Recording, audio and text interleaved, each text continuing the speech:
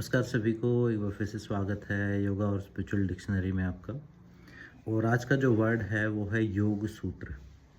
हम बोलते हैं योग सूत्र, इसमें दो शब्द हैं। योग का मतलब होता है यूनियन, योग का मतलब होता है यूनिटी, यानी किसी चीज़ का इंटीग्रेशन, किन्हीं दो चीज़ों को जोड़ देना, मिला देना। जैसे हम योग जो दो का योग जो है वो चार हुआ, तो मतलब दो चीज़ों को मिला के जोड़ देना, कंबाइन कर देना।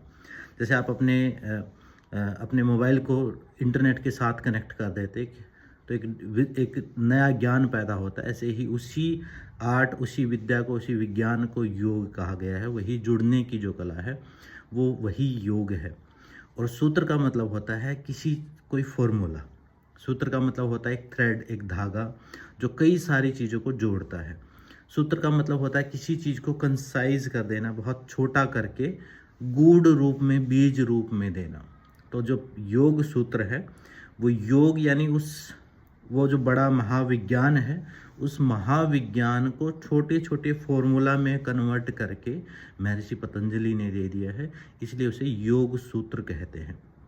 यानी वो फॉर्मूलाज हैं, उनके ऊपर जैसे आप मैथमेटिक्स में फॉर्मूला पढ़ते हैं तो उसमें उसके ऊपर अप्लाइड साइंस जो है, अप्लाइड जो उसके ऊपर प्रैक्टिसेस हैं वो डिफरेंट है। उनके बिहाइंड जो फॉर्मूला काम करते हैं वो महर्षि पतंजलि ने पतंजलि योग सूत्र में दे दिए हैं। पतंजलि का मीनिंग कल बताया था मैंने।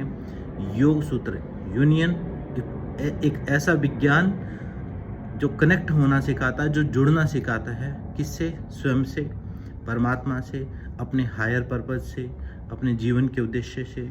ऐसा विज्ञान, उस विज्ञान को सिखाने वाले जो फॉर्मूला है वो योग सूत्र है। यानी पतंजलि योग सूत्र महर्षि पतंजलि के द्वारा बताए गए वो योग सूत्र जो कनेक्ट होना सिखाते हैं, जो जुड़ना सिखाते हैं, जो स्वयं के स्वरूप को पहचानना सिखाते हैं। तो इसका मतलब ये योग सूत्र है।